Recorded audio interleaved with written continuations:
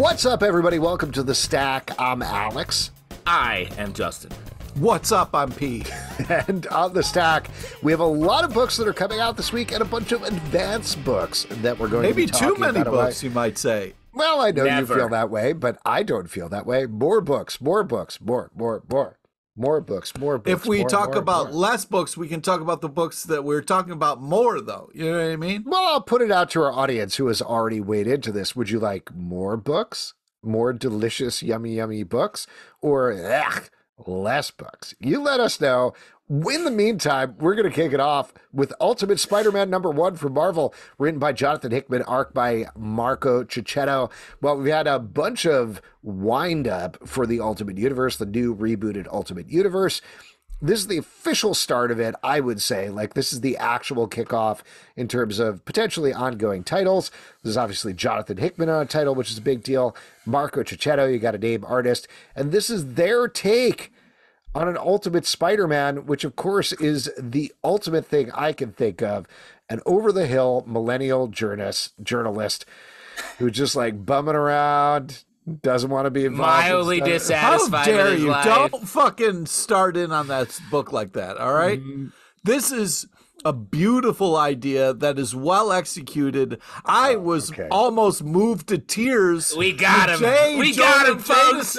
Took off his tie and put it on Peter Parker. I was getting choked up. It was Our long national nightmare is over. Pete Well, hold LePage on. is So on let me board just, for Spider-Man. I'll mention some spoilers for this book. There's some stuff that has already been out there. Like, we know that Peter Parker's in his 30s. The idea here is that the origins of the Marvel Universe have been stolen by the Maker, the evil Reed Richards, and Iron Man is trying to give those back to people with circumstances too complicated to explain.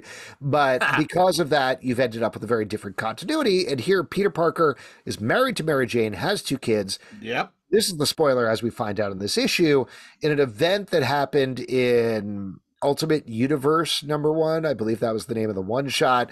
Tony Stark was tricked into essentially blowing up, or seemingly blowing up. He was blamed. He was blamed for it, and it killed a lot of people. That includes Norman Osborn, Norman Osborn's wife, and also May Parker, as we find out here. However, Ben Parker is alive, working at the Daily What a Bugle reveal. with Jane and Jonah Twist. Jameson, Parker! who is much nicer. Parker!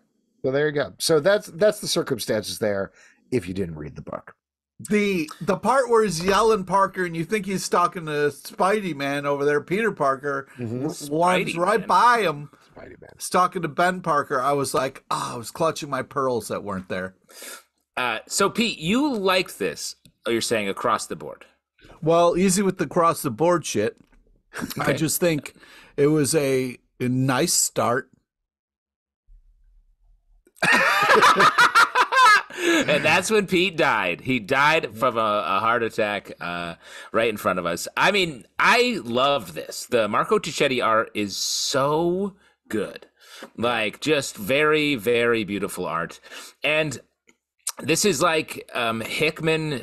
This is more pop Hickman. It's not the dense, intense we get from a lot of his work. Hickman. It's not deep Hickman. It's not, But like all that work is there, I think. But this is just playing the hits. This is like getting to all the stuff from the Spider-Man, the sort of core Spider-Man story of Peter Parker, Mary Jane, Uncle Ben, and all of that. His spin on it in this new universe, and I loved it. I love the way the issue ended. I'm super excited to watch this brand new Peter Parker, I should say, go about his business. I'm going to disagree with you a little bit on the end. I thought this was an intriguing start, and of course I'm going to continue to read this. I totally agree with you guys on the Marco Chechhetto art. Gorgeous. I love the characterizations here. I love the slow play of the relationship, particularly between Peter and Ben and J. Jonah Jameson as well. I thought was very nice. So fun. Yes. Mary Jane and the kids, I think, are a little short-shrifted here. They're relegated to the... We're going to get to them. We're going to deal with them. The thing that I'm curious about here is what is the take that makes this Ultimate Spider-Man? Because... big spoiler for the end of the issue, but Peter has been gifted the sphere that has the spider that gives him spider powers and a costume in it. how does it change Peter potentially when he has the power but doesn't necessarily have the responsibility? When he is, that's the whole point of the series. You're going to see that next that's issue. what I'm wondering about. That's what I'm saying. Like that's literally the cliffhanger. Like that's the question. That's like somebody pausing a movie yes. 15 minutes in and being like, "That's what I'm saying." But it's one if issue. They're going to deal with the setup that they've built here. But are they going to deal with that? That's my question. Yes. Yes, Alex, they are. Okay. Alex, this is the most Pete reaction I've ever seen you have. You're like, the cliffhanger, what's happening? Here's what I think. Team Green Goblin, Team Harry Osborn. Yeah, of course. Yeah, he's doing great. He's attacking the Kingpin. It's good. All good. Let's go. All right. Funny. I didn't expect such an extreme reaction from you guys, but I guess we'll see how this series goes. I would argue, Alex, your reaction's extreme. You're extreme. You're the say goblin. Respectfully. You're Shut the green fuck goblin. up. All right. Anyway, Rebel Moon. We should say Alex did inject himself with goblin serum right before we started this podcast. Yeah, I'm gobbling that serum. He's gobbling that serum. Yeah, he didn't put it in his veins. He gobbled it up like a little straw. Sucked it down like Coca-Cola. It was a hit movie on Netflix. We all loved it. Now it's a comic book. Rebel Moon, House of the Bloodaxe, #1. Slow your roll. Titan Comics, story by Zack Snyder, written by Magdalene, Visaggio, art by Clark Bint. If you didn't see the movie, and I know we all did, but this is focusing on two rebellious characters and how they got to the rebellious place that we all saw them in Rebel Moon Part 1, Child of Fire, I want to say. Anyway, This is a prequel to that. Here's my take on it. My take is it's very like dense sci-fi, clearly inspired by Dune. I think the team is doing the best job they possibly can, but given the convoluted, not particularly interesting mythology that Zack Snyder has set up, this didn't quite work for me. I can't believe that Rebel Moon is billed as like, this was going to be a Star Wars movie. This is so far away from Star Wars. It's maybe Dune, like a harder edged Dune, or I feel like Zack Snyder was like, what if we did these two cool things at the same time? Very, very Mark Millar of him, it feels like, on the movie space. And this comic, like you're saying, is just very dense. The characters speak like they're in the like Phantom Menace, where they're just talking about the politics and exposition of this place.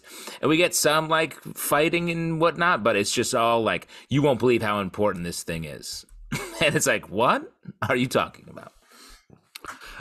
Yeah, this is great art. There's kind of a fun twist at the end, but I'm a little hesitant because I feel like I need more before I make a decision on this. Yeah, this isn't really a distinct sci-fi world is the problem. And I know Netflix and everybody else is they're all in on it. They got 2 parts. They've got director cuts. Dark Horse today, as we're taping, announced that they're releasing sets of the drop ships, like models of the drop ships and stuff. But like, I've seen the movie. It's fine. There's some fine sci-fi stuff in there, I guess, but it's not anything new or fresh or interesting. I don't think you can force a new concept into the world, and everybody wants their own Star Wars, and this is not it. But again, I want to shout out the creative team here. Magdalene Visaggio, I think a very good, very solid writer, doing a good job with what she's been given in terms of the material. Clark Bint, as you mentioned, good art. Yes, great art. I don't know. Doesn't quite work. Let's move on and talk about Action Comics 1061 from DC Comics, written by Jason Aaron, art by John Timms.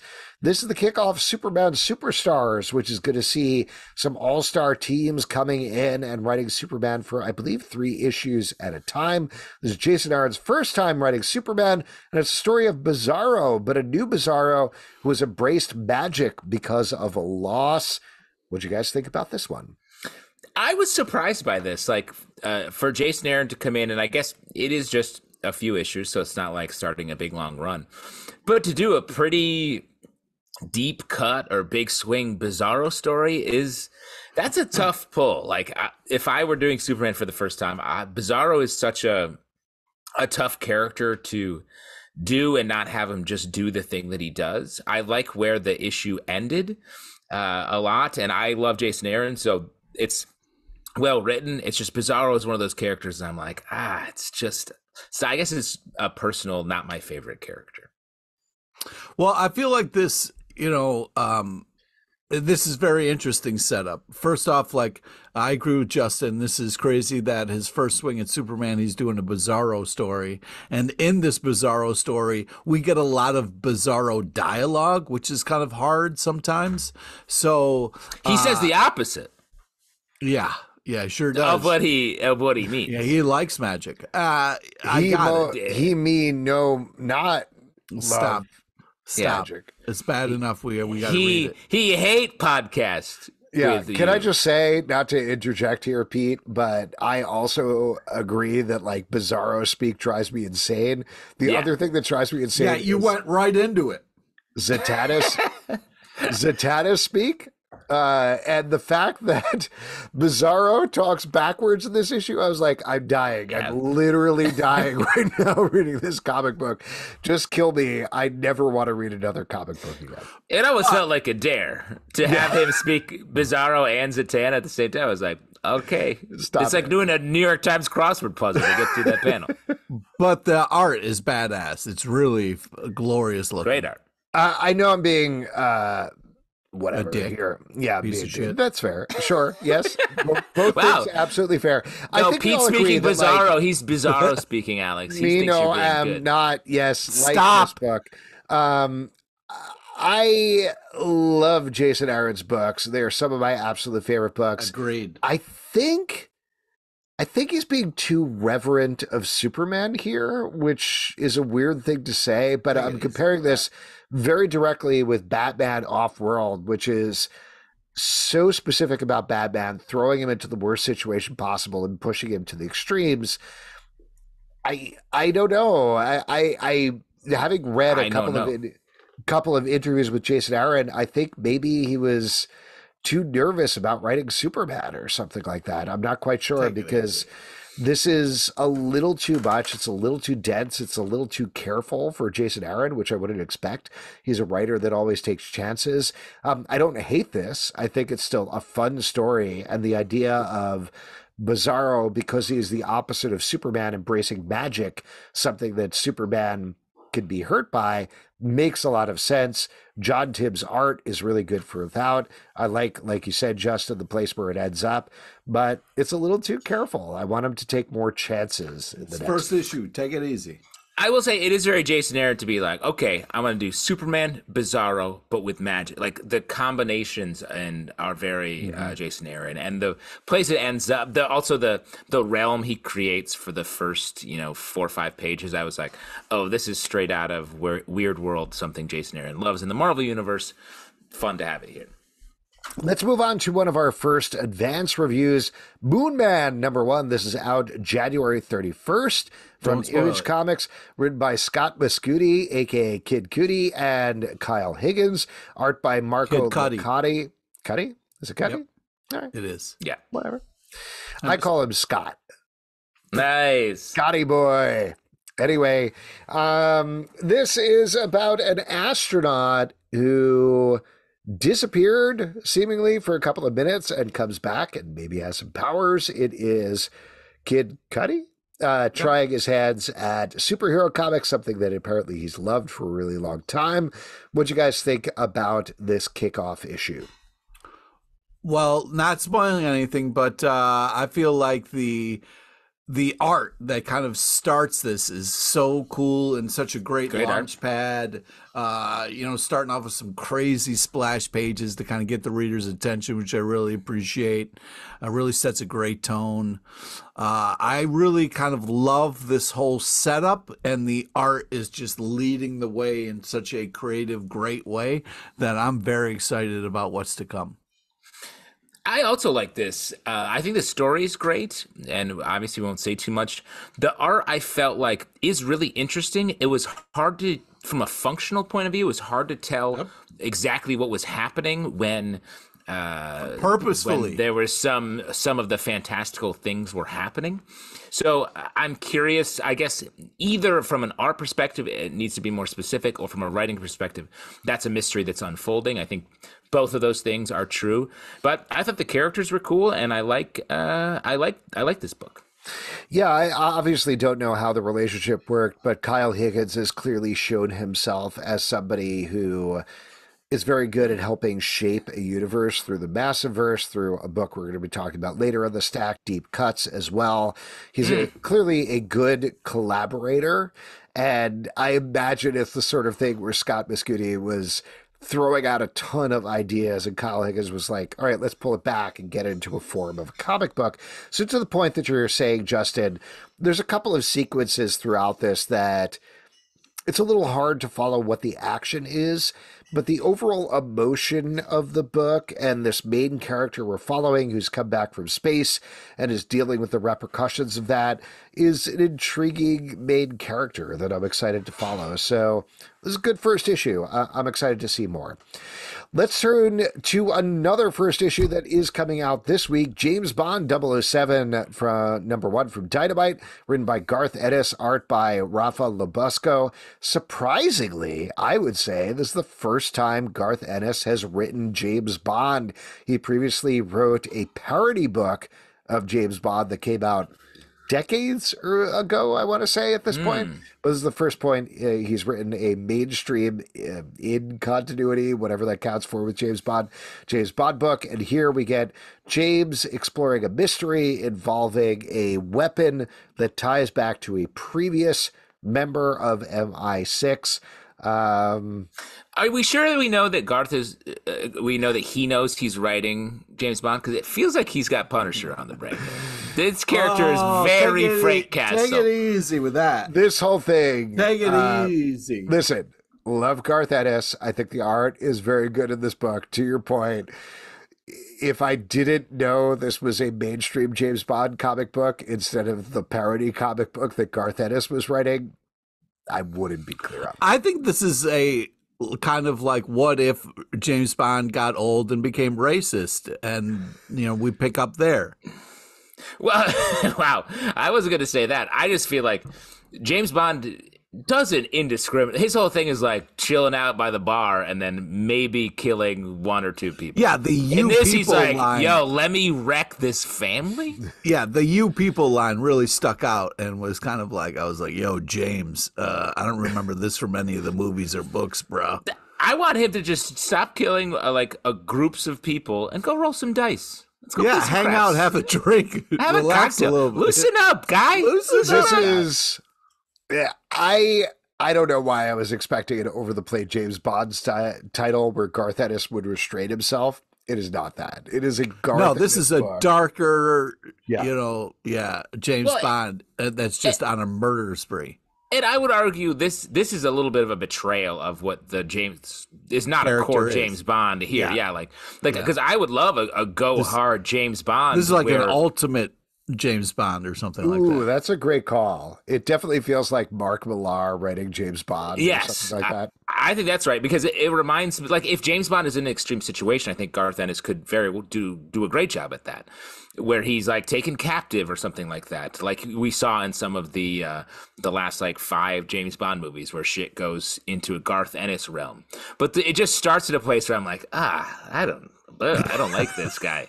This guy's not. Well, or Garth Ennis is really good at writing war comics. He could have taken it back to James Bond's days when he was fighting in a war or something like that.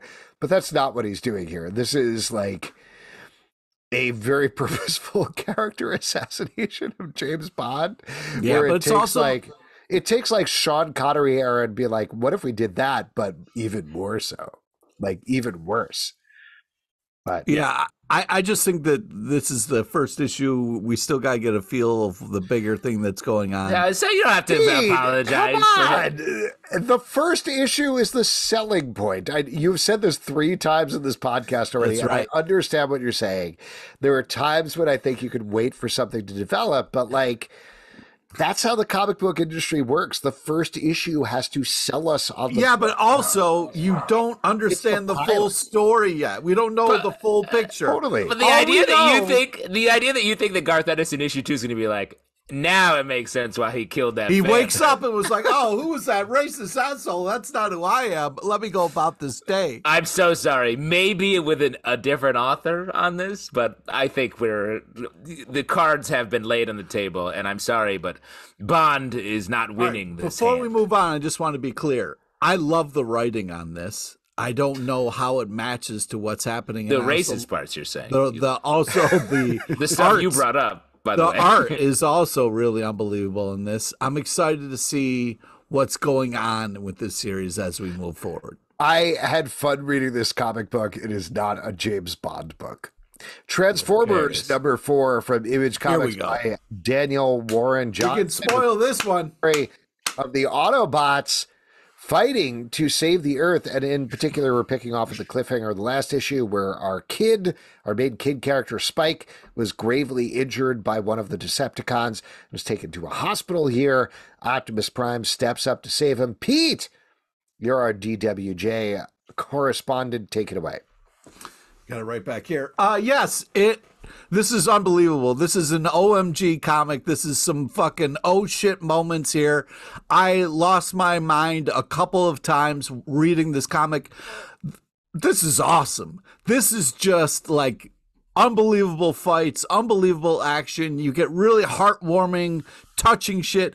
Hearing Optimus Prime talk about the human race gives me hope for the future.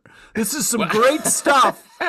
I fucking love this issue. When the emotional roller coaster of seeing like Optimus Prime whoop some ass, and then a couple panels later, Soundwave like boot stomping Optimus Prime in the head. I was just like, holy shit, this comic goes hard. This is really action-packed in all the greatest ways. You have Daniel Warren Johnson, who loves action, but also will play your heartstrings because, oh man, there's more coming, and it is just glorious. This is an absolute glorious comic book. Between Transformers and G.I. Joe, there's never been a better time to be a fan of Compound. What a time to be alive! Soundwave, Snow Job, all the rest of the Joes. It's a great time to just be a fan of words that combine two things that you like. And to be fair, I will say I know P loved this book because I saw him at a truck stop recently, and he was just walking through and kissing all the tractor trailers in case they happened to be Optimus Prime. Yeah, that's right. That's right. And that's a beautiful. If you're a red truck, you're gonna get a smooch. You're going to get a smooch from Pete LaFage because he loves any Optimus Prime. Truck Daddy is out there, and Pete's going to find him and kiss him right on the headlight. But this is great. Optimus Prime does set himself up as great. Can I admit something? By the way, I feel like this is a safe space to admit something. Reading this entire issue, so when we interviewed Daniel Warren Johnson, we mentioned that Optimus Prime is Truck Daddy, and he was like, oh, I got to use this. This is the issue where I was like, oh, it's going to happen. I was going to say Truck Daddy. And they did it. They did it. But maybe next issue. We'll see. I will say saying Truck Daddy is a slight undercut from the creative. But let's remember, we interviewed him in November. They're probably like 3-4 months ahead in the scripts. So, like, I think in the next 2 issues, we're going to get a Truck Daddy, right? I think so. And we're going to take that all the way to the agree with you guys. This is great. I don't really have anything to add other than every issue, it's so emotional. The danger is so palpable for both the humans and the Transformers. I do feel like now that we're getting more Energon Universe titles, I'm excited and interested to see where this is building to, because it's clearly building to something, but I don't think that takes away from the experience of reading this title. Yeah, and not at all. Well, go ahead. There you go. I was just going to say, I'm excited, but I'm not nervous. Like, this is one of the few times those are the two emotions.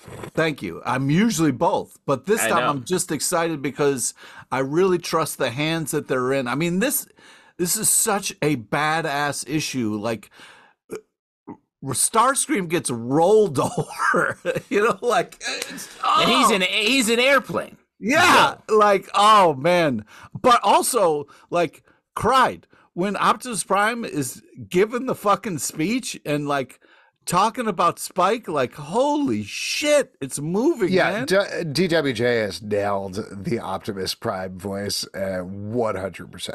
Absolutely. Yeah.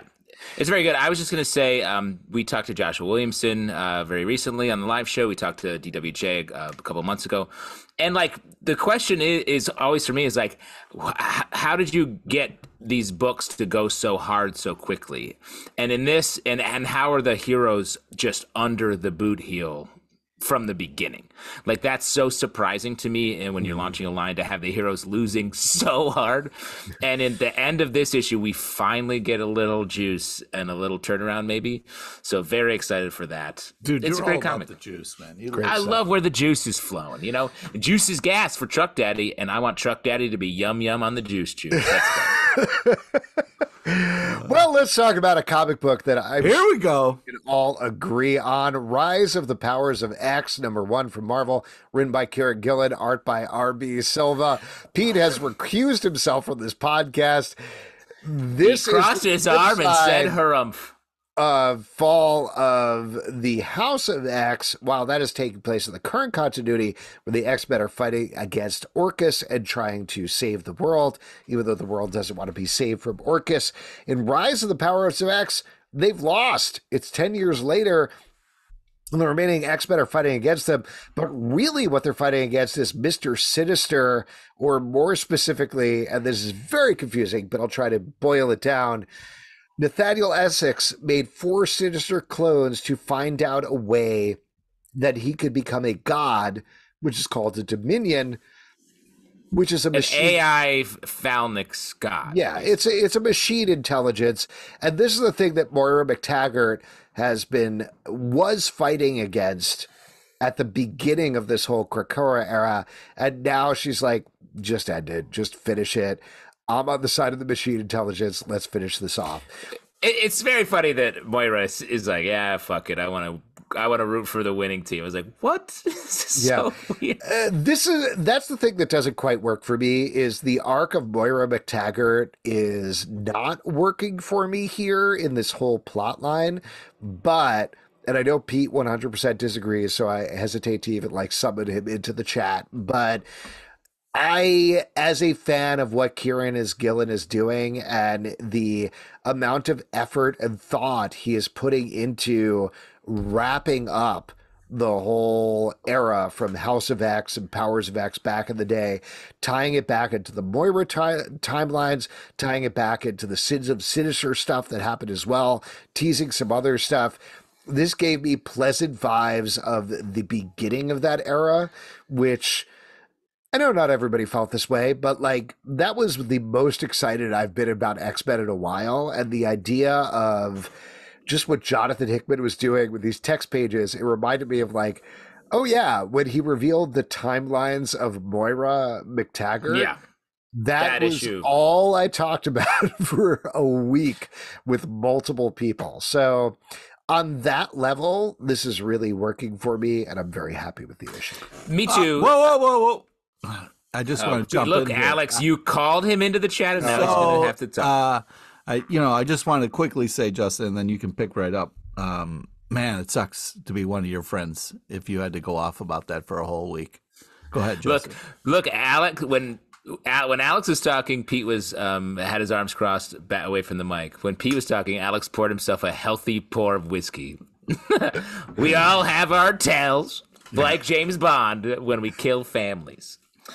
I cry a blood tear right before I kill a family. Oh wow! Casino Royale. I think we're gonna get a Moira McTaggart one shot or something to explain what's happening. Since we got that great issue that you just mentioned when that established how it all works in her all of her timelines. This being the 10th timeline. So that was cool, but so I think we have to get that, I think, to really make good on what that character is.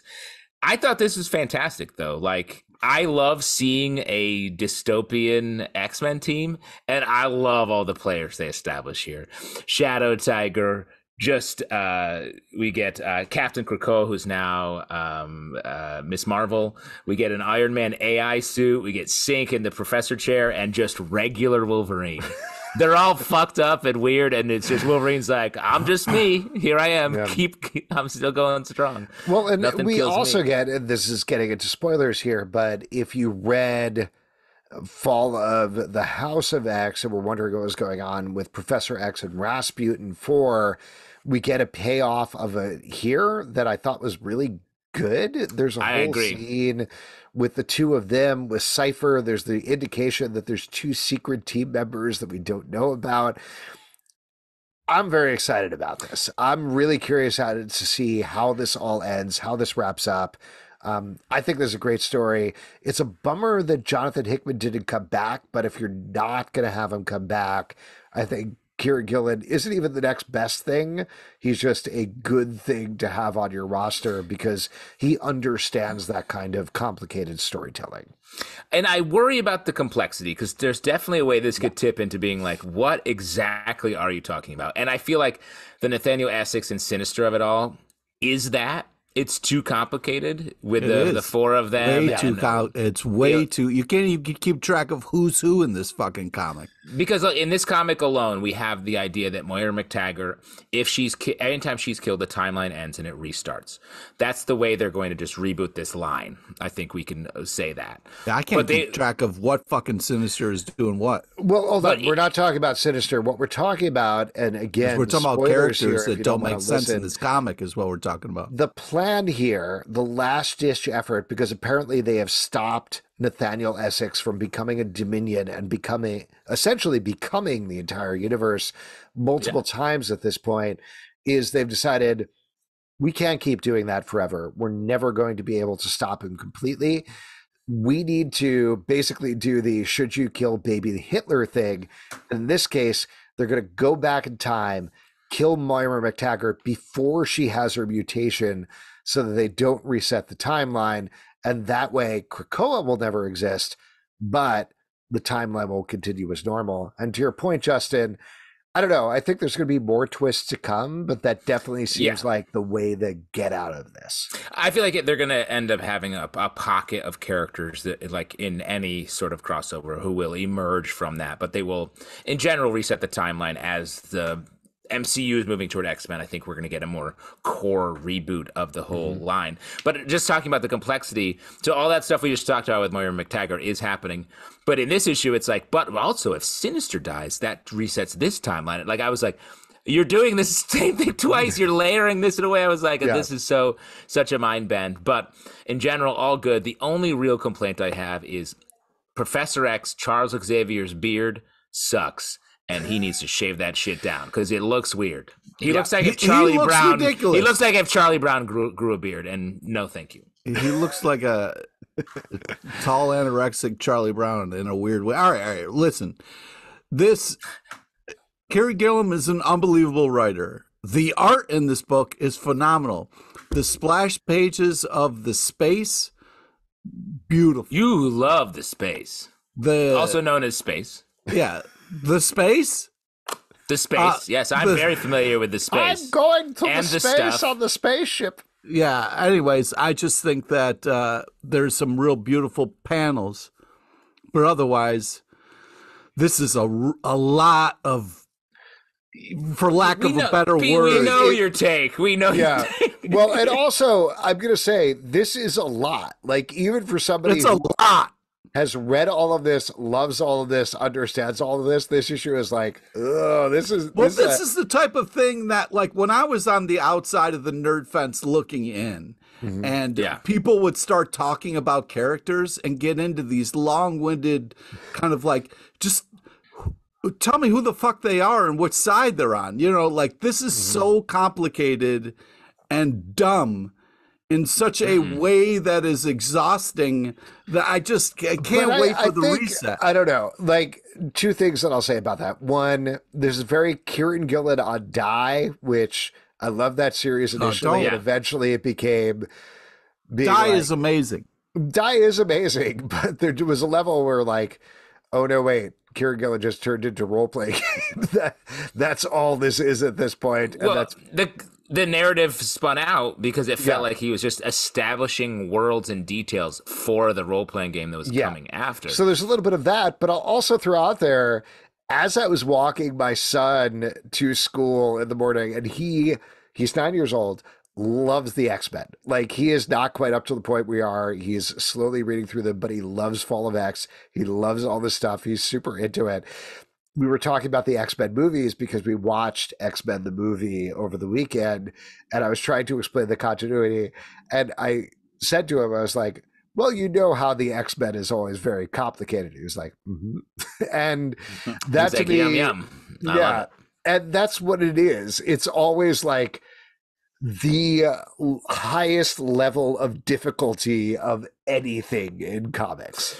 It's very funny, though, because we grew up where the X-Men were simple as apple pie. Yeah. They were just like, let's all hang out in this big house and occasionally play baseball and occasionally be attacked by whatever, by some other thing. I don't know, but while we were growing up, that was Chris Claremont took it. It was like, what if we made it an ongoing soap opera where I laid something in that isn't going to pay off for 30 issues at this point? And that's what everybody has taken from the X-Men.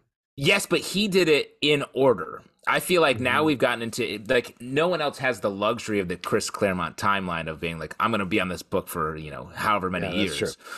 Now everyone's like, I'm going to set this up and it's going to be so complicated. I'm going to pay it off in 3 months. It's like, what? And so they're compressing the complexity when Chris Claremont got to just put 10 things on the table and then slowly move through them. So it was a more simple, clean bit of storytelling. And I say that when also he was like, Professor X's girlfriend is Lalandra from space. She's sort of a bird, and he sometimes has to go rescue her. And it's like, what? They're dating? That's the old Canadian girlfriend. Yeah, my girlfriend's a bird from space. Yeah, but it was right. A space bird. Why don't we move on? Talk about Fables 161 from DC Comics, written by Bill Willingham, art by Mark Buckingham. Once again, Fables is coming to an end. This is the penultimate issue of Fables. This time, maybe it's coming to an end for real forever because there's been some behind-the-scenes drama with Bill Willingham and DC. But Pete, you seem super into this issue, so take it away.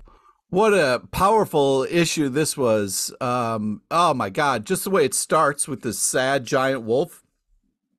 Love the imagery of that to start the kind of book. Love the details in the artwork in this comic. Just badass splash pages, epic battle sequence here we get in this.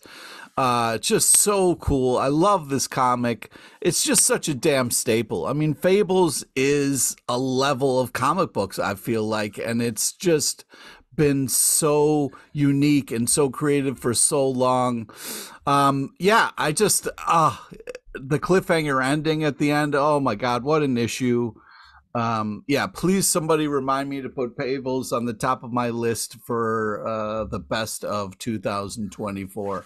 No, it didn't make it in 23. Love the ham we have here. Yeah, dude, you gotta love the ham.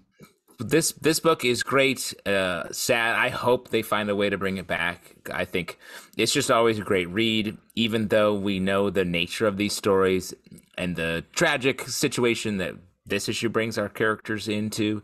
It's always fun to read it when they're doing it. Yeah. I will digress a little bit and say I hope it doesn't end with this arc, because I think it's been good as always, but we already had a really good conclusion to Fables, and then it went on for a bunch of issues. We had another conclusion to Fables. This one feels to me just like, I don't know, an extra mini-series, which I like, and I love Mark Buckingham's art. That's more what it is. Things that we like, dude. It's a little extra. It's like, hey, I gave you a pizza. Do you want another slice of pizza? I'm like, sure, I'll have another slice of pizza. Yeah, we're all saying the same things. Some of us are more excited about it. Yeah. Another piece of pizza, yes. Yes. This one's a little colder. The pizza. I love cold pizza. Acid Chip versus Business Dog, #1 from Ahoy Comics, written by Mark Russell and Bryce Ingman, art by Steve Pugh and Peter Krause. This is mixing together a character from My Bad and a character from Business Dog. Business Dog is a dog who basically just doesn't even know business so much as like people think he knows business, and he's a billionaire dog. Business. Acid Chimp, as you can probably figure out from the title, loves throwing acid on people. Well, that's different, because when I saw this, I was like, oh, it's like an Odd Couple book where you have Acid Chimp, who's always wasted on acid, and then you got Business Dog, who's very much like, oh, we got. That's what I thought. Acid Chimp loves acid, and he loves throwing acid on people. He likes murdering people with acid, is what he likes. Yeah, I love this dark book. Twist. I guess is my point. This is great. This is like slightly less on the satire level than Mark Russell usually is. I would say it's lighter on the satire, yes. On the satire. Pretty light. But it's mostly about bits, and the bits are Acid Chimp being like, hey, how can we get acid in Acid Chimp's hands? Business Dog is such a dumb bit of like, he does nothing. He just walks around and everybody treats him as a billionaire. I don't know. I had fun reading this book. And you got Steve Pugh and Peter Krause on art. I've said Steve Pugh before as like the commensurate satire artist of our time, but Peter Krause fits in there really well as well. So I really like this one shot. I had a lot of fun. Yeah, fun comedy comic. It's great. Great to see those out there. And the fact that this is like a continuing universe is also very funny. Yeah, I think it's a crazy premise, but very enjoyable, and the artwork is delightful. Midlife, or How to Hero at 50, number 4 from Image Comics, written by Brian Buccellato, art by Stefani Simeone. We are following a character who is in his 50s, I believe, who finds out that he is fireproof and can kind of control fire. He's dealing with a bunch of shady organizations who are interested in him, and we get a big blowout in terms of the mythology, this issue. What'd you guys think about this? I love the way this book has everybody on the same page. Like, so many comics like have our hero and it has to slice up like family and friends and like hiding identity or confessing or someone doesn't like it. In this book, and maybe that's sort of the point about like midlife, where it's like everyone's sort of like, yeah, it's cool, your thing is now you are fired. And like his partner's on board with him, his friends, they're all like, yo, this lady's messing with you, let's fuck her up. Like, it's just like, I love the vibe of this comic is so good, and it's just a really nice story that they're able to, of a new hero, which is hard to do. Yeah, there's a lot of crazy shit going on in this issue. You know, you got flashbacks to drunk driving, and there's the fun ball gag stuff. The art's great.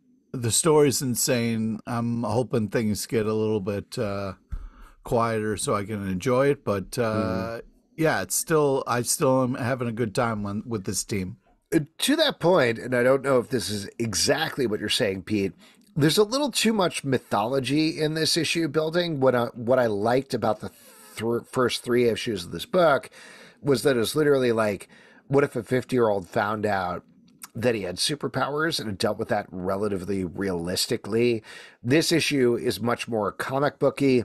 I didn't hate it. Yeah. I still really like the art, like the writing, like the characters, but there's a lot of stuff thrown in there, and I hope we don't lean that way. Instead, I like the slice of life of it. Like, what if this guy just found out he's had superpowers? What would that mean? That's more than enough for me with this book. Next up, we're going to talk about 2 advanced books. I think we should talk about them together, if that's all right. The One Hand, number 1, out February 7th from Image Comics, written by Ram V, art by Lawrence Campbell and Lee Lowridge. And The Six Fingers, number 1, out February 21st from Image Comics, written by Dan Waters, art by Sumit Kumar and Lee Lowridge. Now, they were a little coy in the initial announcement of this, presenting this as 2 different series. They're not. They're 2 paired series, one of which shows us a cop, essentially one day from retirement, finding out that the serial killer that he chased and put away for years is back somehow. And the other book is showing us the person who is potentially causing those crimes, bringing that serial killer back, or maybe not. We don't exactly know. And the lead language of it all, just so you know, is designing the books, basically the layout of the books, layout of the covers. But otherwise, it has two different writers, two different artist teams, but they're very much tied together and showing us opposite ends of the spectrum. I think this is a phenomenal experiment that I'm so excited to follow. Both books feel very distinct, but of course tied together in terms of the plot, and they are both worth following on their own merits. I agree. Like, it's such a fun stunt to be doing these at the same time, and to, it's like a little mini universe. I guess you could call it like a one story universe, and you're getting to see two very different perspectives on the same occurrences. And I'm skirting a little bit just so we don't spoil anything, but like, I thought these were great. I'm equally interested in both of them. Yeah, I really love this. I just wish the kind of second title didn't give it away a little bit in the first one. But I really think that, like, I love the creative idea and the execution on this. It's really done well. And I would love to see, like Zalbatron is saying, I would love to see more stuff like this where you kind of read along and kind of have these ideas connect in ways that you didn't see coming. So I think it's very unique and cool. It just stinks that, like, the title of the second one kind of gives it away a little bit. Well, it's coming out weeks later. Yeah, it's coming out weeks later, and I think there's mysteries to come from both of them. I think what we are getting in these issues is not necessarily what's happening. They're both, by the way, noir mysteries that are sci-fi. They're both set in the future in a fictional city, so there's a lot of elements of that. It's not quite Blade Runner level, but it's skirting that a bit. And in terms of the experiment, is very different, but it reminds me a little bit of what they're doing over in Radiant Black, where we're getting two very different stories that are tied together. So great. More of this. Like, let's get more things that just try things with the comic book format. I love that Image Comics is allowing them to do this. I love that Ram V and Den Waters are doing this together. Two great creators that are on a roll right now and have the ability to try something absolutely wild. They're also two very different feeling series at the same time. So really good stuff. Yeah. Definitely check this out. Definitely pick them both up. Let's move on and talk about Giant Size Spider-Man #1 from Marvel, written by Cody Ziegler, art by Iban Coelho. This is kicking off the, I believe, 50th anniversary of Giant Size, with issues that are supposed to be game-changing for the main characters. Here we're getting Miles Morales encountering the new younger Venom for the first time, the son of Eddie Brock. I like this issue, but it didn't quite pay off on the Giant Size premise for me. What did you guys think? Yeah, I wouldn't call this changing the big character changing events. But one thing that it gave me that I hadn't seen before or thought about is there was a section that talked about how Spider-Man, Miles Morales, Spider-Man has been in like therapy and really thinking about how his powers work, and it's changing the way his Spidey sense works. And I was like, oh, that's so interesting. Of course, like, Spidey sense is a sense, something you could work on and get better at perceiving. And I love that. I hadn't had that sort of forward-thinking perspective on a power set like this, and I was very into that side of it. The Venom stuff I thought was fine. I wish we got more about the young, so almost Shazam style Venom, I think we can call him, like a Venom that isn't really in control. He's a kid. The symbiote seems to just run over him from a who's in charge perspective. I would like to see more of that being at play rather than it felt like just a standard Venom's losing control, his tongue is licking stuff issue. Well, I mean, when you first get your Venom suit, the Venom's going to boss you around a little bit until you can find ways to push back. But it's like riding a motorcycle. Yeah. At first, when you're riding a horse, when you're riding a bike, it's kind of in control more than you are like a horse. But yeah, bike. You rode a bike for the first time. The bike's telling you what's up. Yeah, bike was like, no, we're not turning left, and it's like, have you ever ridden a horse on a bicycle? Because that's rough. That's really hard. Alex grew up in the circus. But to get back to this a little bit, JT says, I really agree with you. I think that's such a great idea to explore, not only getting in touch with his Spidey sense more, but understanding it and understanding the kind of the different things that are happening to him. I think that's such a great idea to kind of explore, whether that's like a metaphor for therapy or just a metaphor for getting to know your own self a little bit and what things mean. So yeah, a lot of possibilities there, which I was happy that they kind of cracked open and kind of looked around.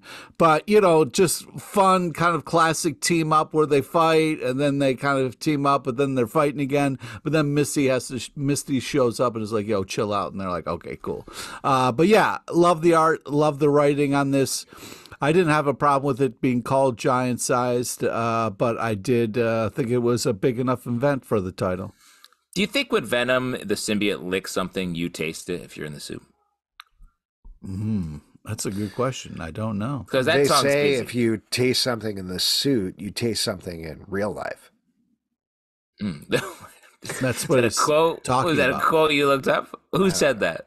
Was that Winston Churchill? What was he talking? You talking about the Matrix? Yeah, Winston Churchill was like, "We are Winston Churchill." Whoa, Eddie. Famous symbiote. Green Lantern #7. Can we move on to that? DC Comics, written by Jeremy Adams and Peter J. Tomasi, art by Amanke Napulpen and David LaFuente. In the front story, we're jumping back in time to show how Jordan left the Green Lantern Corps. Also, the cover promises us one of these characters will die. We know from the last issue it was Kilowog. So we find out how Kilowog dies. And then the backup story, we're following Sin Sun, the son of Sinestro. Sinestro, there you go. And leading into Sinister Sons, where he is going to team up with the son of Zod. What'd you guys think about this issue? Back story first. I'm psyched for Sinister Sons. That's going to be a fun book. The same team that was on Super Sons with an evil spin. I've been liking this Green Lantern run. This story, I like the flashback of the first chunk of it where they're like, hey, you guys are all reassigned. You're not. Earth isn't a thing anymore. And Guy Gardner, like, it was just like a nice little bit of backstory, a flashback that I thought really worked. And I don't think Kilowog is dead, especially the way they talked about what happened after. Yeah, that was Jordan's last issue. I was like, wow, they killed Kilowog. And this issue, I was like, oh, he's alive. Hal Jordan's like, yeah, I don't know what happened. There's some strange emotional spectrum thing. Anyway, my friend's dead. I was like, what? You don't even believe what you're saying. There's no emotion here. But anyway, I like this series, though. Yeah, I really love the backup story. The art and the writing on it are really amazing. You know, it was tough to see Kilowog get his ass handed to him in this, but it was also great to see Kilowog and one of my favorite characters from the Green Lantern team. Dead. Thanks, bro. Yeah. You know, he's not, though. I wish they hadn't tipped their hand so much. I've been really liking the story so far, jumping back in time and like trying to trick us into showing how Kilowog died, but actually telling us that Kilowog is probably alive was a bit of a bummer. As for the backstory, I agree with you guys. This is doing such a great job of teasing up Citizens. I can't wait for that. Peter J. Tomasi is putting his whole Tomasi into this one, I would say, and I think we can all agree. What? Oh, yeah, definitely all agree on the Yeah, I know what you mean by that. That's the goblin serum talking right now. I think so. Been sitting on that one for weeks. Disney Villains, Cruella de Vil, #1 from Dynamite, written by Sweetie Boo, art by Miriana Puglio. The Disney Villains line has been really punching above its weight so far. I think we've enjoyed. He loves it.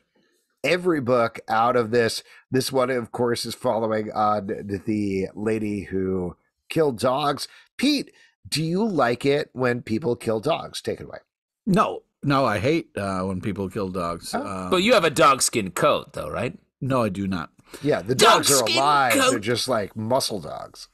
So I love this whole villains thing that they're doing here. This issue I did not like, unfortunately. Wow. Oh. Why not? You don't like Cruella? Nah, She's too not a mean. big. I don't like Cruella. I don't like the whole dog hating thing. It's hard to watch and hard to read.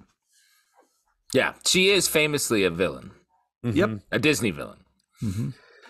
This was pretty fun. I like that they're definitely getting us to sympathize with her, similar to the Emma Stone movie, but in a slightly different way. The dogs seem to be really getting after her for the whole murder. Yeah, they don't like it. Murder It's thing. surprising to see this as a sequel to 101 Dalmatians. The other ones have shown us other views on it or gone prequel, and I don't know if this worked as much for me. Well, I think I actually like that they did sequel because I don't know where else you go. Yeah. And I think it's just this is the first issue transitioning to where we get. I think maybe the second issue is going to be a better starting point to really get on board with the character. Yeah, it is Cruella de Vil is one of the weirder Disney villains because the rest of them were like, I'm magical. And Cruella de Vil is like, I like goats out of dogs. Yeah, I like household pet fashion. And that's my whole thing. I'm literally hiring 2 guys to kill 100 puppies. I won't rest until these 100 puppies are dead and skinned and made into a coat that I'm going to wear, presumably outside. And people are going to be like, where'd you get that coat? And she's like, I skinned 101 puppies for it. Where'd you get your coat? A store? It's made out of cotton? Okay. You can do that? I thought you had to kill animals for your clothes.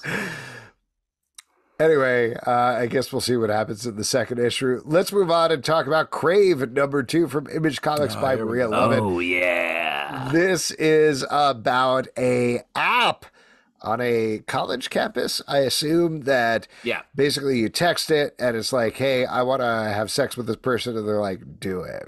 And that's pretty much all. The app is making those hookups happen. Yeah, exactly. And it's an extension of Tinder or other type of app. I should mention Pete has taken off his headphones. He doesn't want to be involved in this conversation. Too much sex in this comic. Too much sex in this conversation. And Pete has never had sex. So Pete... Yeah, or seen it. Yeah, or seen it on screen or off. Justin, what did you think about it?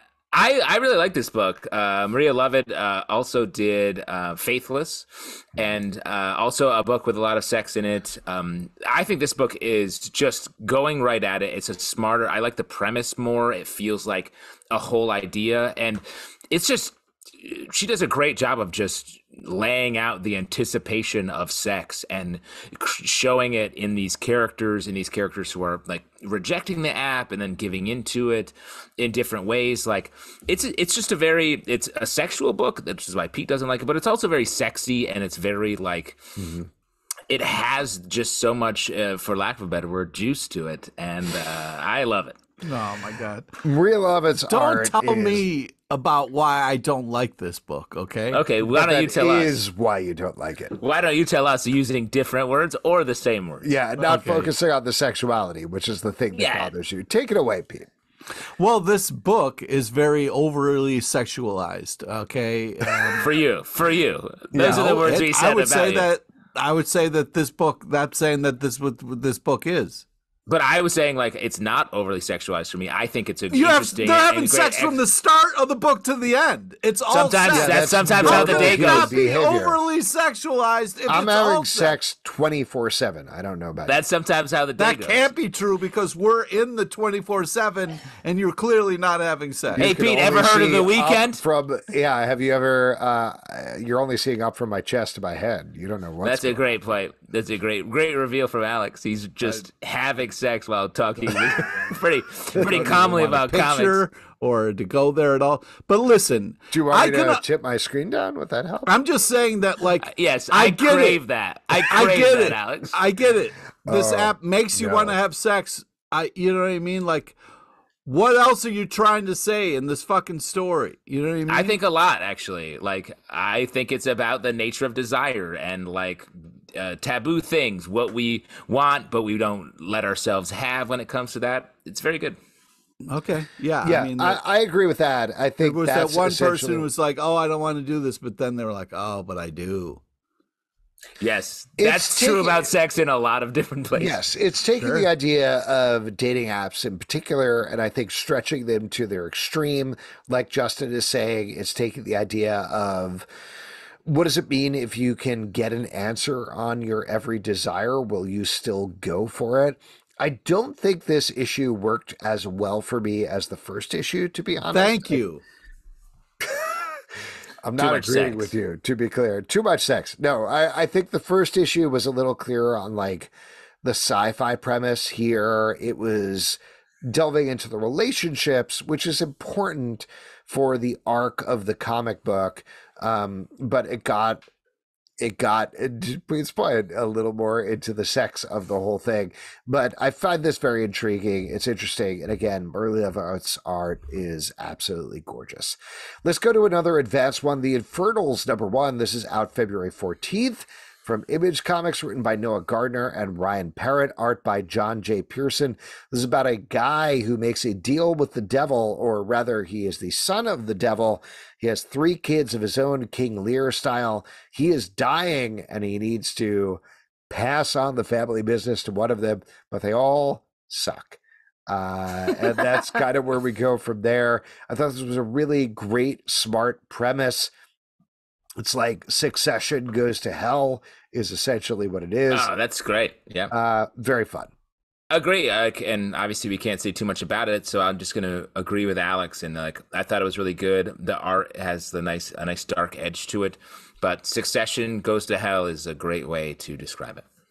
I really can't say enough about the art. It really has some unbelievable, like, ideas of comic book art and then breaking the form. Like they play with this idea of 6 panels for a couple pages and then completely break that with some giant splash page reveals that are just really so creative and so interesting as far as like comic book art and sequential art. So just really impressive with what they're doing. And then there's a lot of God and devil stuff. Yeah, John J. Pearson's art, I would say, feels very in line with a classic Vertigo book to me. It's also not exactly that, but I think it's complementary to a Something is Killing the Children, a Werther Dell'Edera. It's not quite as exaggerated, but very fun. If you're a fan of Preacher or other books like that, I think this is a good, very similarly profane book to check out. I'm really excited to see where this goes. Let's talk about Star Wars.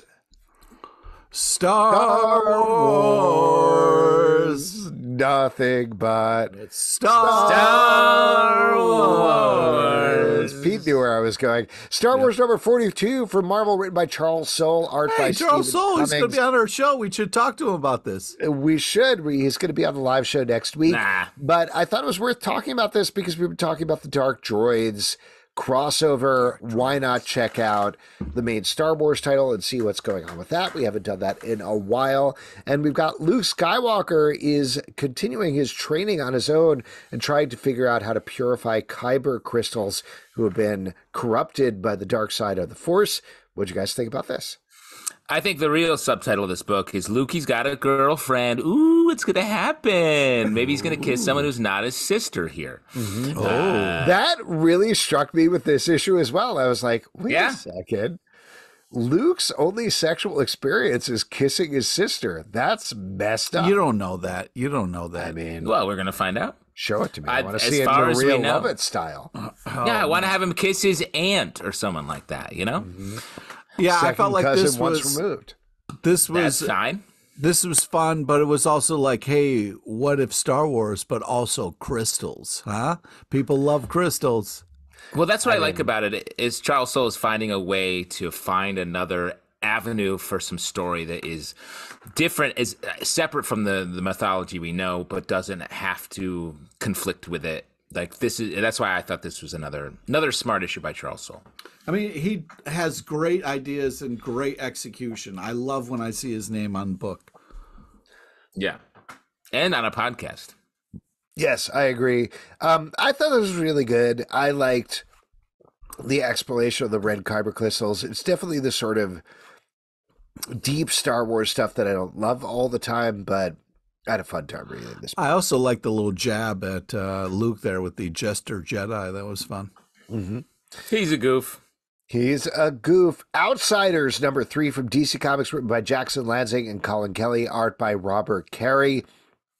The Outsiders are tasked with exploring weird mysteries in the DC universe, and here they're checking out a thought space or a dream space where all the Batmans of the multiverse get together. Batwoman deals with it very differently from Luke Fox. We get a couple of other characters in there. I have some thoughts about this one, but I'd love to hear from you guys first. Oh, that's interesting. Nice. Yeah, I thought this was like really fun, tripped out issue in all the right ways. Lots of Batman and Batwomen, but Batfish was my favorite, and the art was super tight nan-nans. So, yeah, loved it.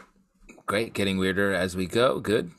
The this book definitely, this issue is such a strange departure from what this book was sort of being. A real sort of deep dive into what it means to be a member of the Bat family. It actually paid off, I think, the fact that we have Luke Fox and Batwoman as our main characters. So this as an issue was cool to get them there. But it was like a mind-bending philosophical one-shot that to me to do this as a third issue was a surprise, but I did enjoy it. I really like the plot of this issue. I don't mean this derogatorily at all because I like his art. I think Robert Carey is drawing some really good, solid superhero comics. Planetary, which is this based on, was drawn by John Cassaday. This is not at that level. And this it's not. I'm sorry. I feel bad even saying that out loud because I don't think what Robert Carey is doing is bad. It's not. I do think, though... He called it tight nan-nans. You did call it tight nan-nans. This is an issue that reminded me a lot. We talk about this incessantly, but the Greg Capullo, Scott Snyder, Cordovalos going through the Maze issue. Yeah. And that's what this needed. This needed that MC Escher breaking the panel structure thing. And instead, what we're getting here is good, solid superhero comics. What Jackson Lansing and Colin Kelly are writing for is something beyond. Psychedelic. Yes, exactly. We need... Well, it's funny that you said beyond because that's what it's fucking called, bro. What? No, it's called Outsiders number 3. Well, Outsiders. Yeah, I'm sorry. Those are two different words. Yeah. I just think this title, and I've felt this since the beginning, and I've wanted to give it the latitude to grow, but it needs a transformative artist on the line of like John Cassaday. It needs, who did Fall Sunrise? I'm forgetting, but it needs whoever that is. I'm totally blanking on the name of the dude. Artist. That's one of Pete's favorites. Go fuck yourself, dude. I just had to open this back up to re-look at it after all the blasphemy you've been talking. The panels where you have all the different Batmans is just looks good. It looks good. What? It's great, man. The it looks good. It is workmanlike work for DC that I think is really solid. What are you saying? I want more out of this. You want Tradmore, the artist. Tradmore. I want Tradmore. Fall Sunrise. I want something like, I want to be reading J.H. Williams III on Batwoman. Yes. I want something that is blowing my mind. And right now, the stories are at that level, and the art is not at that level. Hard disagree. Wow. All right. Let's talk about Adventure Man Ghostlights #1 from Image Comics, written by Mac Fraction, art by Terry and Rachel Dodson. We are back with Adventure Man, who's actually a woman. She has been captured by a ghost hung upside down. Ghosts are trying to take over the city, but the siblings of Adventure Man are trying to take it back. What'd you think? This has been gone for a while. Were you happy to see Adventure Man's return? I like this comic. The punch the Batwoman delivers on the fucking bad guy in this and is such a great panel capturing action in a still moment. it's incredible. And that's your review of Adventure Man Ghost Lights #1? We'll just re-edit this so that goes before. Good, please do, because what you're saying, like, I can understand what you're saying about, like, but this is a well-executed idea articulated through the art in such a unique way. The fact that you're trashing it just blows my mind. I guess you have a different take. I'm a guy who can't draw stuff talking about art and writing on a comic book podcast. Whatever grain of salt you want to use, go right ahead. And he's in the middle of having sex, as he said. I am. I'm so close right now. Oh my God. Adventure Man #1, Ghost Lights. I like this series. I like this world. Though this one, it feels like I missed an issue, even though it's a #1. It comes up in the middle in such a way where I'm like, I just want a little bit of preamble to get us into where we are. I like jumping into her being captured from the beginning. It's a fun start. Fun start. But it's such a world that we've been away for a bit. I would like a little bit more just getting us into the story. Well, particularly because I think this is a 2-issue miniseries. It is 2 issues. Yeah. It feels like Matt Fraction would be like, did you read the previous one? Doesn't matter. Here we go.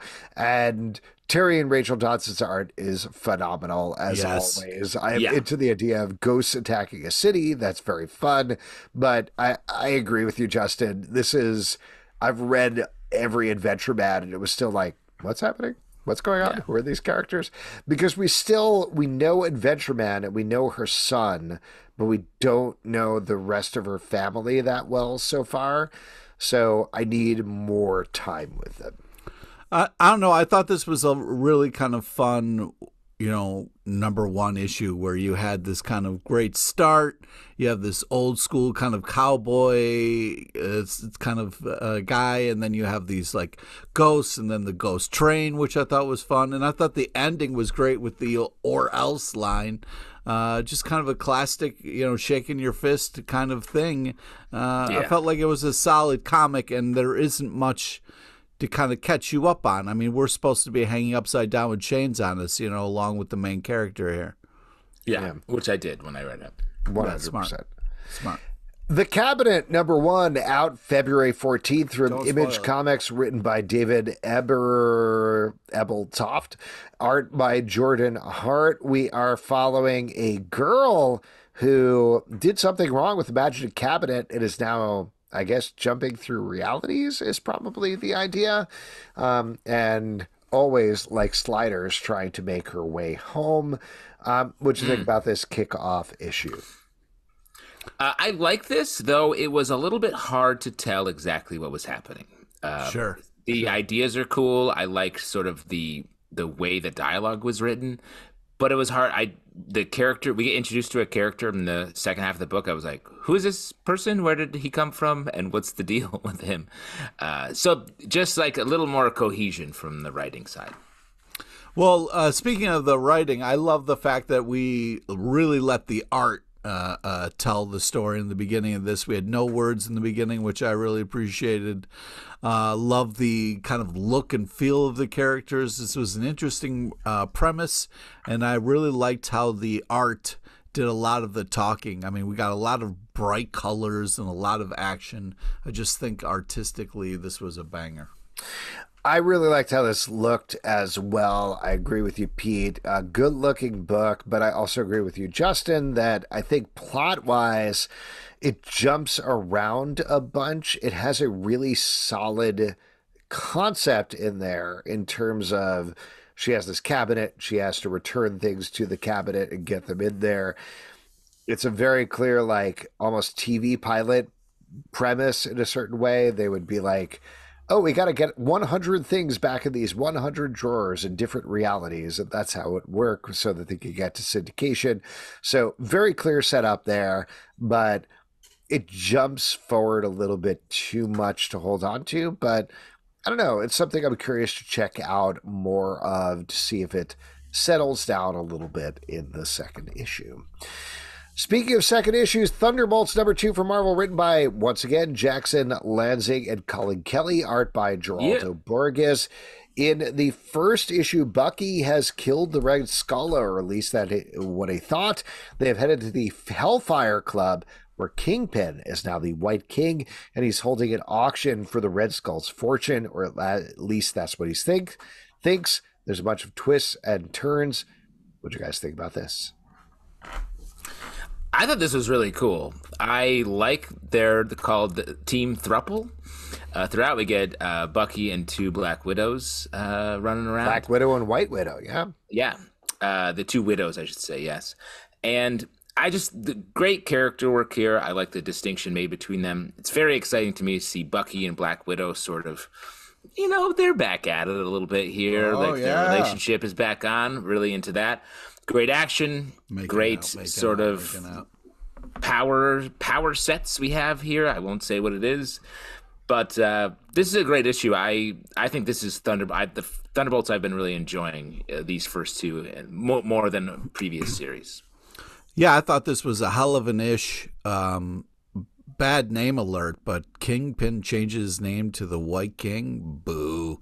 That's just because he's of the Hellfire Club. He's not. That's not his name. It's more of a title. It's still dumb. He's a chess piece. Nope. He is. Nope. Do you think on his chess piece it's going to be like a more round chess piece? What are we talking about right now? Let me throw out something to you guys with Kingpin that bothers me a little bit. Like, I don't have a huge problem with it, but the white suits, not practical. The cane. He doesn't need a cane. The idea that he can fight multiple superheroes to a standstill is a little insane to me. Like, he's huge. Frank Miller. He's just a regular guy. He has no superpowers. I can get with the idea of, like, he's so huge he could take down Daredevil solo or fight him to a standstill. Same thing with Spider-Man. But in this issue, he's fighting Bucky and 2 widows, and I'm like, no, they would take you. That wouldn't work. That's fair. I think he's become the Wolverine of the Marvel Universe, where he's sort of everywhere doing everything in the last couple of months. So that he's a little overexposed. I did love the sort of robot villain they have in here. I thought that was a cool character they created for this issue. Yeah, I agree. I like the robot villain as well. Also like the little smoochy poo at the end. Mm-hmm. Good issue. Titans Beast World number 4. Excuse me, from DC Comics, written by Tom Taylor. What a cute burp. Yep. Hiccup. Hiccup. Written by Tom Taylor, art by Lucas Meyer. Bunch of stuff going on in the DC universe. In here, Amanda Waller is making some big moves to take down Gar Logan, a.k.a. Beast Boy, who has turned into a gigantic Garo and taken over the world with his beast spores. What'd you think? Justin, I'm curious to hear from you. You've been a fan of this Beast World storyline so far. Well, I like the main ideas of it. It's just, I feel like the spin-off issues have been just a little all over the place. I like the big action we have here. The taking down of Giganta and the way that she is taken over. I thought that was a really great sequence.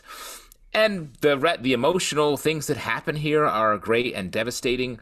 I am overexposed to Amanda Waller. I want less of her, and the Peacemaker in this makes you not like our guy Peacemaker. Whoa. I thought it was pretty funny, his whole thing about, like... He's just killing people. He was like, oh, my bad. You know, like, they were like, yo, you just shot my son. He was like, oh, my bad, man. I apologize. Thought that was pretty funny. Anyways, I thought this was a great issue. I'm the person who's been enjoying the Beast World thing. And yeah, this continues to be great. Yeah, I mean, this was, the giant bear attack was kind of insane. Also, it seems like, spoilers, but Beast Boy dies in this issue, so that's super sad. But yeah, I'm enjoying this arc and this event very much so. Petrol Head, number 3 from Image Comics, written by Rob Williams, art by Pi Par. We are following a robot who is trying to get a human girl out of a city to potentially change the world. Pete, you're a big fan of this one, so why don't you take it away? Yes, stop talking about it so monotonely. This is a hell of an issue. Oh my God. Stakes keep getting higher and higher. We got an evil robot overlord here. Can Petrolhead team up here for the win? Join us next time. Just love the kind of way this comic ends and gets you hyped for what's to come. Love the art. The gritty kind of like post-APOC feel that it has to it is so great. I love all the gearhead car stuff. This is just so badass in all the right ways. I'm having a great time. Even when the evil robot overlord was like, yeah, we created Petrolhead as kind of an underdog story. I was like, oh yeah, it's going to be one hell of an underdog story, especially when it wrecks your ass. I'm just so excited about this book. Every issue so far has been a banger, and this is no exception. I'm having a blast with this whole world. If Optimus Prime is Truck Daddy, then Petrolhead is Uncle Trucky. Yeah, Here he Uncle goes. Trucky. Uncle Trucky's just driving Keep around on smoking trucking. cigars like Bender from Futurama. I liked the backstory we get in this issue is helpful to set up some of the other stuff. And the art is cool. It's great. Tear Us Apart, number 4 from Dark Horse Comics, written by Jay Baruchel and Van Jensen, art by Alessandro Michelli. This is the final issue of this mini-series, I believe, as we follow two characters who are fighting against a mystical martial arts organization which is bent on destroying Love. I guess. Love. Love. Yeah, technically. They fight back against that. Pete, did this issue put you back together after tearing you apart? Yes, it did. I mean, this comic starts hard here with this premise of like this guy being like, yo, love doesn't win. Death is what it's about. And it's like, yo, bro, just because you hate rom-coms, don't take it out on us. Amazing art, amazing story. I really love this. So badass. And also so adorable at times. But man, just what a cool kind of way for a young couple to kind of beat the fuck out of some people with their love. You know what I mean? I really liked the first 2 to 3 issues of this, and this felt like sort of a there weren't a lot of surprises in this final issue. I wanted a little bit more. It felt like it was real paint by numbers. You weren't surprised by that love one in the end? No, yeah, I thought that was going to happen. Oh, okay. The Sentry, number 2 from Marvel, written by Jason Liu, art by Luigi Zagaria with David Cutler. The Sentry's powers have been showing up in various people all across the world. Meanwhile, we have a jerk who keeps killing people and taking their Sentry powers. Secretly, excuse me, what'd you guys think about this? I like the idea behind this. It just feels a little like we know the bad guy's the bad guy and no one else does. And we're so far ahead of our heroes trying to track this down. So I look forward to the catch up, and maybe it'll happen in the next issue. But man, this bad guy keeps winning. He keeps killing people. Yeah, the Void. I assume it's the Void that is taking over this. Yeah, you got to avoid the Noid. We all know that. Mm-hmm. I just think Void. I'm not a big fan of the Sentry, so this really isn't doing a lot for me. But interesting kind of premise and interesting bad guy. Not enough sex. Got it. Yeah, you want to see more like fucking for the from the whole, Sentry. you know what I mean? I agree with you, Justin. I think, I don't know, this is my very specific thing with the Sentry, but I want to see more delving into psychological trauma. I wanted to see more delving into mental health. That's not what we're getting here. Maybe we will get that. I think there's an indication that might be where it's heading. There's another character who has Sentry powers who... I don't know if she has cerebral palsy or exactly what's going on there, but CP, yeah. CP. That's something she's dealing with. That's interesting, and I want to see more exploration of that. So we'll see how this series unfolds. Bled Blood Commandment, number 3 from Image Comics by Seisman Kondransky. This is a vampire tale about a vampire dude who's just trying to protect his son. Meanwhile, a Dracula type character just won't let him do it. Just won't let him live alone. This is bloody and gross and intense. What do you guys think about this issue? Simon Kondransky is like, he did Something Epic as well, a book we talked about a lot. Very big into like the real like slow boil emotional situations, and that's what we get here, and I enjoyed that.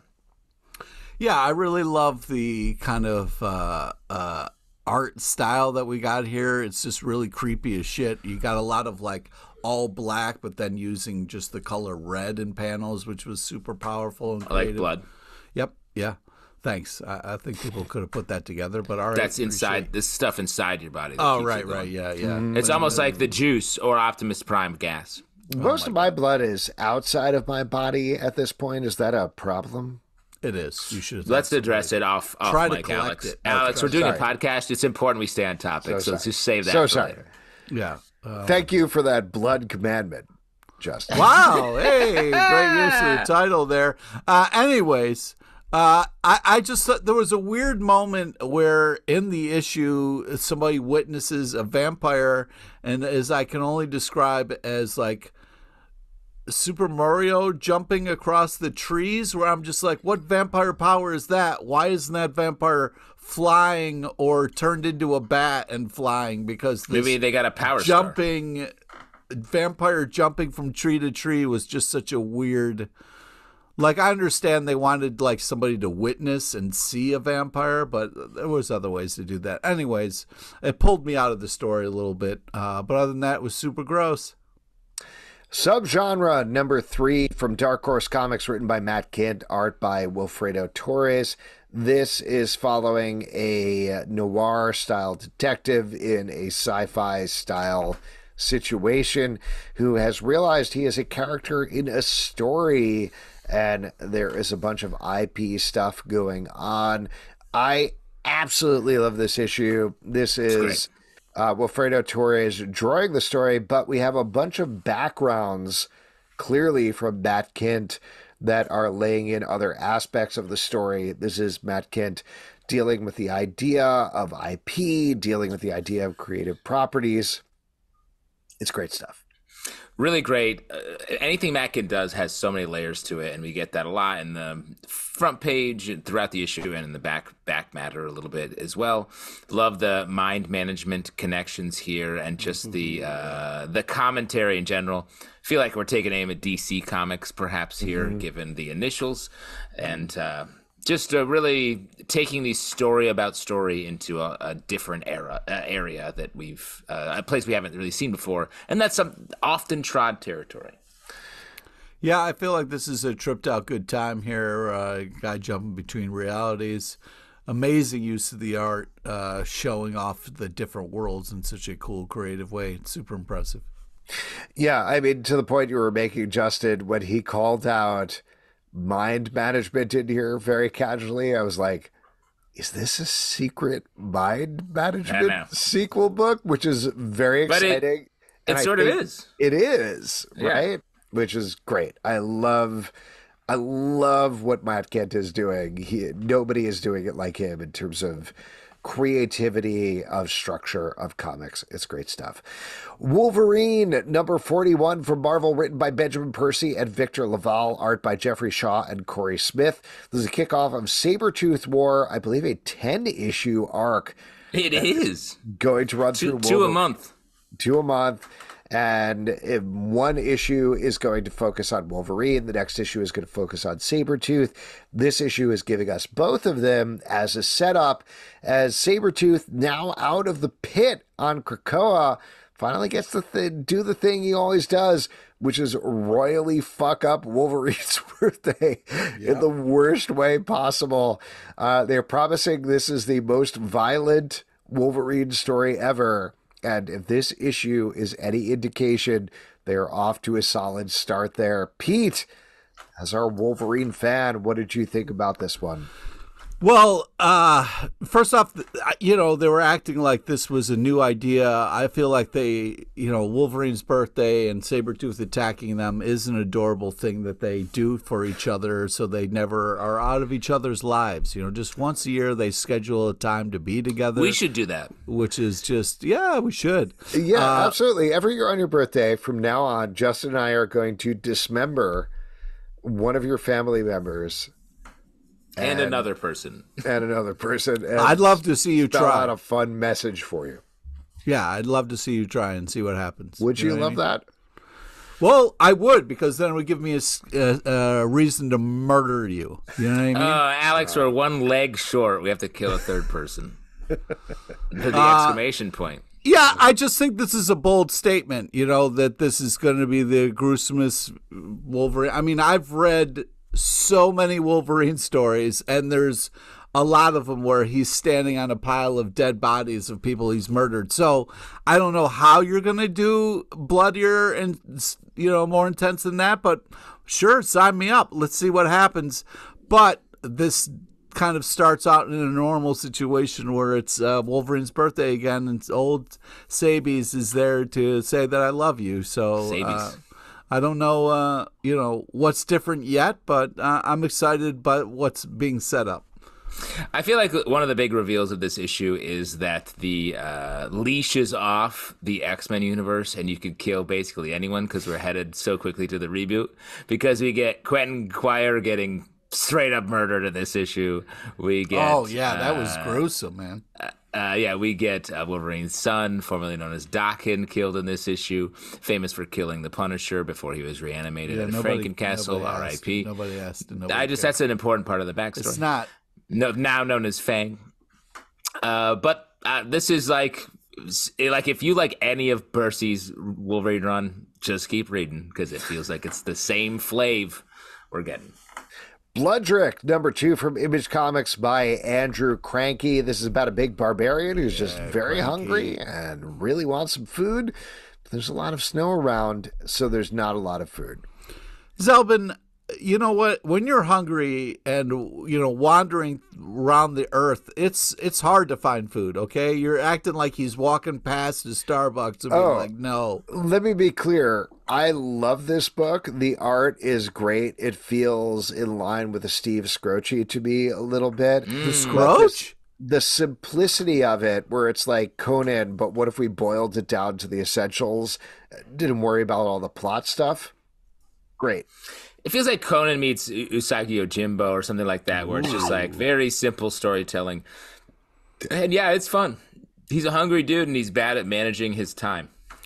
First off, there's layers to Usagi Yojimbo, so I don't appreciate. Yeah, there's the samurai layer and the bunny layer. Oh man, that's right? Still two. It's still more than you said. It's still more than what you were insinuating. But yeah, Bloodrick is great. Love all the story, the action. The bear just kind of leaving him was kind of hilarious. I enjoyed that, where he's just yelling and all in his feelings. The bear's just like, whatever, dude, I ain't got time for you. Great. I love all the kind of just madness that is this comic, and it represents it well and is very artistic in a cool way. Masterpiece '2 from Dark Horse Comics, written by Brian Michael Bendis, art by Alex Maleev. We are following a teen daughter of former thieves who may or may not be dead. She has been recruited by a billionaire who wants her to go on a heist. We find out more about the heist. We find out more about her crew and her parents in this issue. Love the first issue of this. I think the second issue settles into the very typical Brian Michael Bendis rhythms of, let's get the crew together, and it's a bunch of people talking in a room and chatting around each other. But at the same time, I think there's an energy here that really made me enjoy this quite a bit. It feels like vintage Bendis. It feels fun. Yeah. Alex Maleev's art is great. I had a good time. Me too. It's like Ocean's 11 adjacent in a good way. If Bendis wrote Ocean's 11, and that's a fun premise. That's okay. I was you lost me a little bit there. All right, yeah, I think this is great stuff. I think that the Art pulls you in very nicely. I liked also the page breakdown that we got in this was awesome, where you got their name and then kind of like their job title, like, oh, they're the muscle or they're the brains. That was really cool. Honestly, more comics should have org charts. I think that would just be good. Definitely. Text pages and org charts. You guys having fun? Yes. Oh, okay, still. Good. Thank you for asking. Yeah, great, good. It's great Let's talk about Daredevil Gang War #2. From Marvel, written by Erica Schultz, art by Sergio De Villa. Daredevil is actually Elektra, who is on the move throughout this gang war event, trying to take down various gangs. Here, she is running afoul of a new mystery villain. Who is it? We don't know. She's working. They almost take their mask off. Almost! You can't see my face. Yeah. Is it a face we're going to recognize through comic book art? Probably not, but we'll see what happens. Well, we might definitely indicated it was Wolverine adjacent. Multiple times the line was like, "You have Wolverine's claws." So yeah, it could be X-23. We don't know. Yeah, I'm having a great time with Gang War. Hate the title, but still a lot of fun. Yeah, it's great to see She-Devil kicking some butt, protecting Hell's Kitchen. I'm having a great time with this event. Yes, I think he means a Daredevil as Elektra. Yes. Yeah. No. It took me a second to realize he was talking about Elektra. She refers to herself as She-Devil in this comic. Okay. Is the new figure going to be maybe not X-23, but the other one from the Badger? Was that her name? Oh, the Honey younger Badger? one. Yeah, Honey. Yeah. Could be Honey Badger, yeah. Interesting. See what happens. Fish Flies #4 from Image Comics by Jeff Lemire. This is about a girl with snot running out of her nose and a big old bug and the love they find in the Canadian backwoods. No, it's not weird like that. It's not that kind of love. It's a friendship, asshole. Don't make it seem creepy. Absolutely. This feels like the spiritual successor to Sweet Tooth more than anything else Jeff Lemire has done, and I like that. Yeah, it's great. It's this kind of amazing relationship that is creepy and weird. But the way that, I don't want to say Snot Girl because that's the name of another comic, but the main character who has snot issues or a leaky nose it's great. I love this relationship. It's like this snotty girl and some sort of bug that's ambushing her. But I don't want to say specifically what the name is. Yeah, you don't want to say because it's not really, that's a completely different character. Totally. Yeah, exactly. But this story continues to be heart-wrenching in all the right ways and also kind of creepy as it's playing with this giant bug of a man. Giant Bug of a Man. Also, Jill and the Killers #1. This is out January 31st from Oni Press, written by Olivia Quartero, Briggs, art by Roberto Ingranata. Just a note, Olivia is going to be on our live show towards the month, so we'll be talking about their book. This is I thought, very fun riff on the obsession with true crime podcasts as a bunch of teens in a high school decide to do a mystery box about a true crime and find out they get a little bit more than they bargained for. This is a great YA kickoff, I would say. What did you guys think about this book?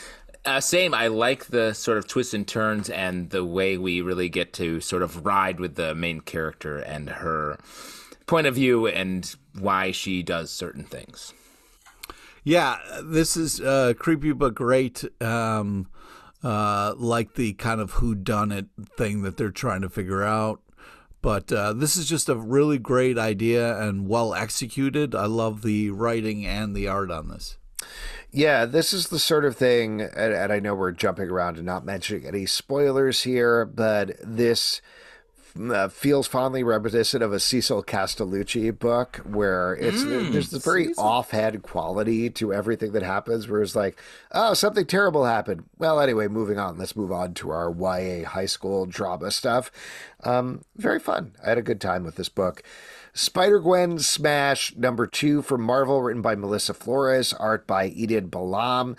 Spider-Gwen is on tour with Dazzler and Lila Cheney and a bunch of other characters trying to help her against a stalker who is, per the title, as you might have figured out from the last issue, some sort of Hulk. Something is going on there. What do you guys think about the second issue here? I love the Spider-Gwen universe, or dimension, I should say, or part of the multiverse, maybe. Whatever it is, it's the way they twist the characters is really fun, and there's a certain tone to all the Spider-Gwen books that are the Earth 65 that is very like, yeah, that's just what's happening. It's much more casual tone than the high drama of the 616 universe, and I appreciate that. It's always nice to revisit it.